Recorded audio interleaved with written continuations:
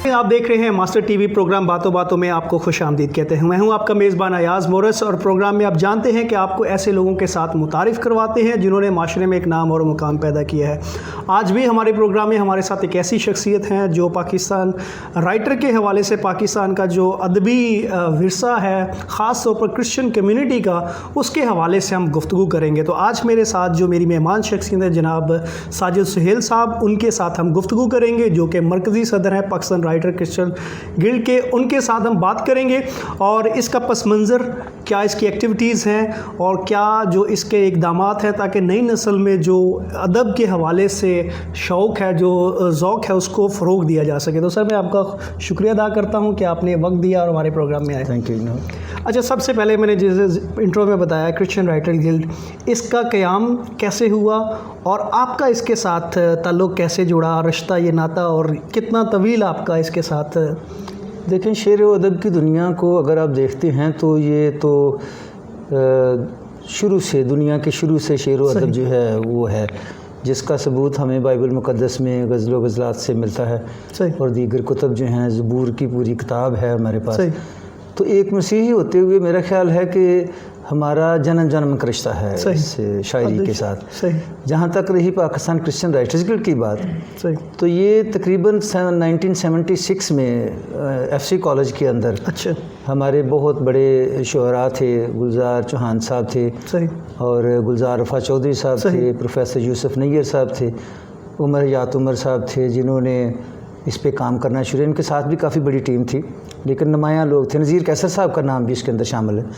तो इन लोगों ने इस बात को सोचा कि हमें अपनी एक तंजीम बनाना चाहिए जिसके ज़रिए से हम आइंदा नस्लें एक दूसरे को, पिछली नस्ल को अपना विरसा जो है वो बनाते हुए आगे बढ़ते चलते जाएं और यूँ अपनी सेकंड लाइन जो है वो तैयार करते जाएं। तो इस चीज़ को फ़रोग़ देने के लिए इन लोगों की ये कोशिश थी कि हम पाकिस्तान क्रिश्चियन राइटर गिल्ड जो है उसको बनाएं। फिर ये वहाँ पे ये तरतीब पाई और जो दोस्त यहाँ से कराची से दूसरे शहरों से मुंसलिक थे उनके साथ या उनके अहबाब की लिस्ट में शामिल थे, उनके साथ भी उन्होंने रब्ता किया। तो अगर हम, और उस दौरान ये जो Pakistan Christian writer guild and artist guild के नाम से जो थी वो बनाई गई थी और उसका मकसद ये था कि क्योंकि शायरी को अगर हम देखते हैं तो शायरी का सिर्फ ये मतलब नहीं है कि आप चंद लफ्ज़ों को तरतीब दें और उनको चंद मिसरों के अंदर बना दें, बल्कि शायरी तो ये है कि डांस भी शायरी है और जो आप आर्टिस्ट हैं तो वो भी आपकी शायरी है, अगर आप गायक हैं तो तब भी ये सारे फ़नून लतीफ़ा के अंदर आते हैं। तो इस लिहाज से ये कोशिश की गई कि तमाम फ़नून लतीफ़ा जो हैं वो इस चीज़ में फैज़याब हों और अपने अपने, जिस तरह क्रिश्चियन राइटर गिल्ड चाहते हैं वैसे ही वो भी अपने अपने वसा छोड़ने के लिए कोशिश करें।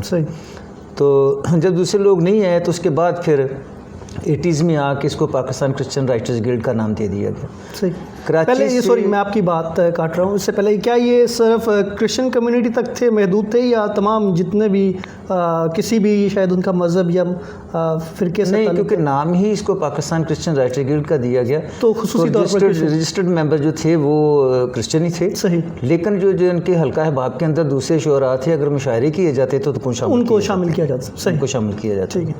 तो इसकी कंटिन्यूटी जब की गई है तो यहाँ कराची से BM असरत साहब जो थे वो अच्छे दोस्त थे प्रोफेसर यूसुफ नैयर साहब के। तो उन्होंने उनको कहा कि कराची के अंदर जो है ना उसको बनाना चाहिए, आप ब्रांच बनाएं। तो उस दौरान फिर उन्होंने आके यहाँ पर कोशिश की, जो दोस्त थे उनके साथ बातचीत की, तो फिर यहाँ पे कराची में ब्रांच जिस तरीके से बनी। तो इसी तरीके से दूसरे शहरों के अंदर जहाँ जहाँ अभी तो 28 ब्रांचेस हमारी रजिस्टर्ड ब्रांचेस हैं और खुदा का शुक्र है कि ये मुल्क गिर तंजीम है। और अभी गुज़श्ता दिनों के अंदर, क्योंकि मुझे ये इस साल एजाज़ हासिल है कि इन 2 सालों के लिए मरकज़ी सदर मैं हूँ, तो जो भी ब्रांच बनती है मुझे रिपोर्ट की जाती है। तो गुज़श्ता महीने भी हमारी 2 ब्रांचेस जो हैं वो बनी हैं और इस महीने के अगले महीने के अंदर भी 2 ब्रांचेस जो हैं वो और आ रही हैं। तो इनको मिला के हमारी जो है 30 ब्रांचेस जो हैं वो इस्टेब्लिश हो जाएंगी। सही। अच्छा, ये बहुत ज़बरदस्त आपने जो तारीख़ी बताई। ये अक्सर एक सवाल किया जाता है कि जो क्रिश्चियन हैं उनका उर्दू अदब में क्या कंट्रीब्यूशन है और उन्होंने क्या क्या ऐसे कारनामे सरअंजाम दिए हैं जो हम कह सकते हैं कि फ़ख्र के साथ कि मसीहों ने उर्दू अदब में बहुत ज़्यादा जो है कंट्रीब्यूशन। उर्दू अदब के अंदर सबसे बड़ी कंट्रीब्यूशन जो है वो बाइबल मुक़द्दस है, यानी उसका ट्रांसलेशन, तर्जुमा होना, उसका तर्जुमा होना और इसका बाइबल मुक़द्दस का उर्दू अदब के अंदर वजूद जो है, सही, अगर मेरी याददाश्त बिल्कुल ठीक है इस मामले में, कि रईस अमरोवी साहब ने एक मकाला लिखा था जिसमें उन्होंने कहा अच्छा। कि उर्दू ज़ुबान जब अपने इर्तिका पर थी, अगर उर्दू ज़ुबान उस वक्त यहाँ पे ना होती तो ये ज़ुबान अधूरी रह जाती। तो इतने बड़े आदमी का इतना जो फ़िक्रा है ये बोल देना, सही, ये इस बात का सबूत है कि अगर बाइबल मुक़द्दस ना होती तो फिर उर्दू ज़ुबान मुकम्मल ना होती। सही। इससे ज़्यादा फिर क्रिश्चियनिटी जो है या मसीह जो है उर्दू अदब को और क्या दे, तो उसने ज़ुबान दे दी है। सही। तो यहाँ हम ब्रेक लेंगे, ब्रेक के बाद वापस आएंगे तो हम इसी हवाले से मज़ीद क्वेश्चंस जो है वो करेंगे। नाज़रीन, यहाँ ब्रेक लेंगे, ब्रेक के बाद वापस आएंगे तो हम कुछ क्रिश्चियन राइटर गिल्ड के हवाले से जो लोगों के सवालात हैं, हम खदशात हैं, उन पर बात करेंगे और जनाब से साजिद साहब की उनसे जवाब चाहेंगे। हमारे साथ रहिएगा।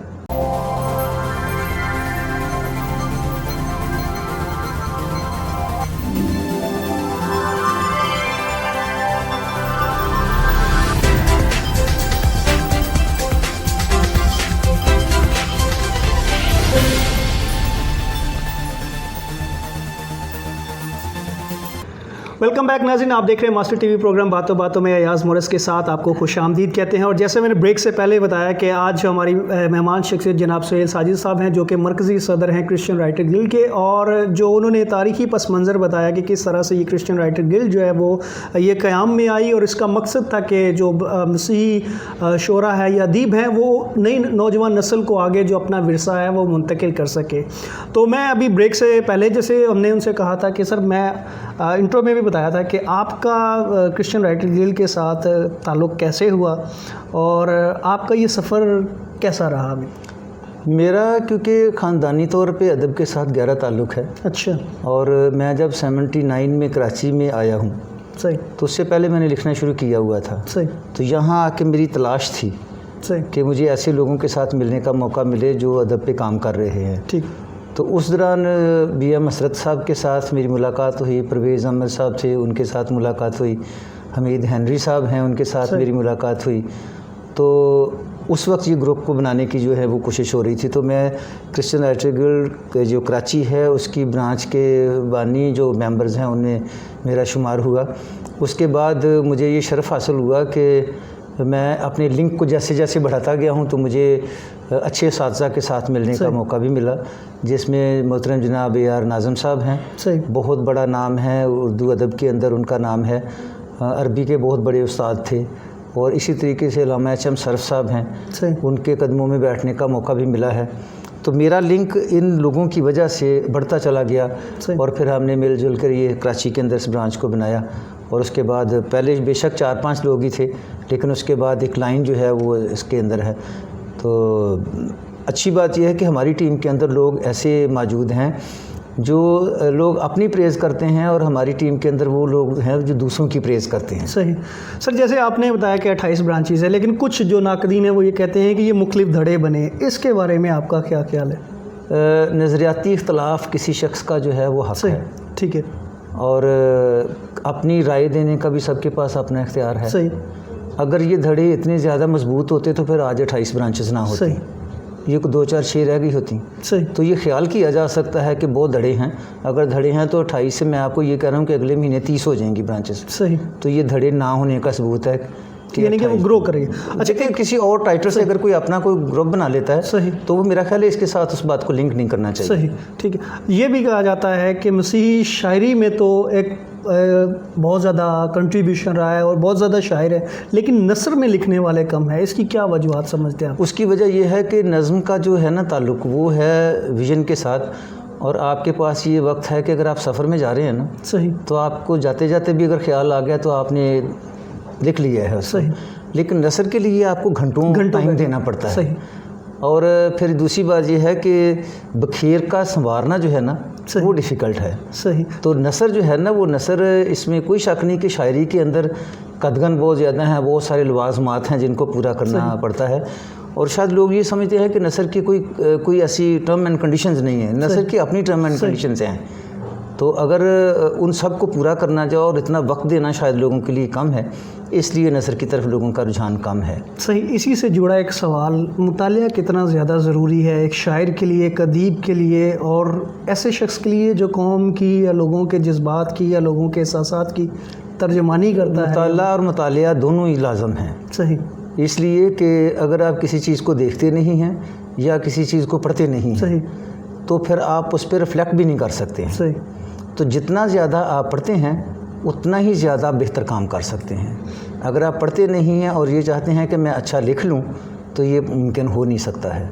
इसलिए कि जब आप पढ़ते हैं तो आप पुरानी नस्ल को लिखते हुए देखते हैं और आज के जो तकाज़े हैं उनको भी देखते हैं कि क्या है। अगर आज का अदब आपने पढ़ा नहीं है तो आज के तकाज़े भी आप पूरे नहीं कर पाते हैं। जब आज के तकाज़े पूरे नहीं करते हैं तो फिर आपको कोई अच्छा समझता भी नहीं है, या आपके जो आपकी प्रोडक्शन है उसको भी फिर वो मौका नहीं मिलता है कि वो उतना ज़्यादा इज़्ज़त पा सके। तो मुतालिया मेरे ख्याल के अंदर मुतालिया मोस्ट इम्पॉर्टेंट है। जितना ज़्यादा आप पढ़ते रहेंगे उतना ज़्यादा आप सीखते रहेंगे और उतना ही ज़्यादा बोलने का जो तरीक़ाकार उसको भी सीख सकते हैं। सही। एक आम तासर है कि जो हमारी नौजवान नस्ल है वो अदब से, शायरी से और उर्दू से बहुत जो है वो दूर भागती है। आपके ख़्याल में इसकी क्या वजूहत हो सकती है? इसकी वजह ये है कि हमें उस्ताद के लफ्ज़ से बहुत नफ़रत है। सही। हम किसी को मानते नहीं हैं कि वो मुझसे बेहतर है।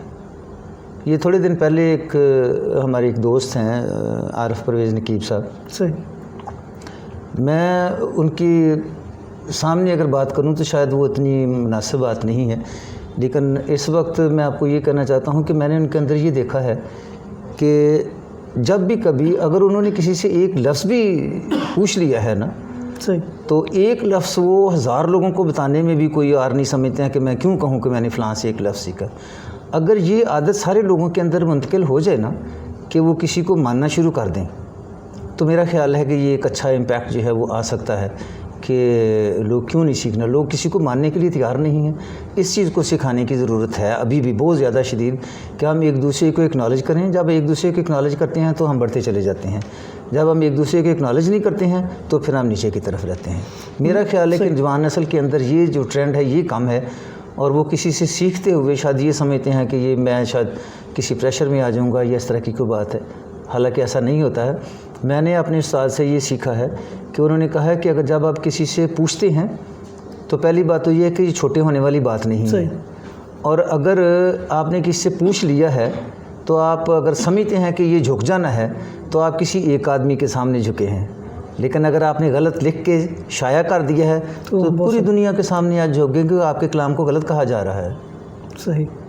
तो जो नए आने वाले जो नसर लिखने वाले हैं, शायरी करने वाले हैं, आप उन लोगों को क्या पैगाम देंगे जो समझते हैं कि शायद मार्केट में हमें वो मकाम ना मिल सके या हमें वो पजीराई ना मिल सके जो आज के दौर में, जदीद दौर में एक अदीब को, एक शायर को या लिखने वाले को इतनी पजीराई नहीं मिलती? मेरा पैगाम उनके लिए यह है कि सबसे पहले तो वो ये अपने जहन से कॉम्प्लेक्स निकालें। सही। कि उनको पजीराई मिल नहीं सकती है। जब तक वो ये सोचते रहेंगे नहीं कि मुझे पजीराई मिलनी नहीं है, पजीराई नहीं मिलेगी। और पजीराई हासिल करने के लिए उनको पढ़ना पड़ेगा। सही। और अपने से जो हर एक शख्स को अपने से बेहतर समझें और उनके साथ मशवरा करने में, उनसे सीखने में कोई भी ऐसी रुकावट ना समझें कि मुझे नहीं समझ। जिससे कोई एक लफ्ज़ भी मिलता है आप सीख लें और फिर उसके बाद आप उसको इस्तेमाल करने की कोशिश करें। इस्तेमाल करने के बाद आप ये ना समझें कि आपने ठीक लिख लिया है। जिससे आपने वो लफ्ज़ सीखा है उससे पूछ लें कि ये मैंने आपसे लफ्ज़ सीखा था, क्या ये लफ्ज़ मैंने सही इस्तेमाल किया है।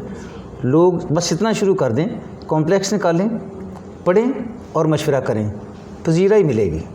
थैंक यू सर, बहुत बहुत शुक्रिया आपका वक्त देने के लिए। नाजरीन, हम जैसा कि आपने गुफ्तगू से सुना और क्रिश्चियन राइटर गिल्ड के हवाले से अपनी गुफ्तगू का और उसके पस मंज़र का और मसीही शोरा के हवाले से, अदीबों के हवाले से जो कंट्रीब्यूशन है उसके हवाले से गुफ्तगू की, वक्त की कमी के बायस आप मज़ीद गुफ्तगू नहीं कर सके।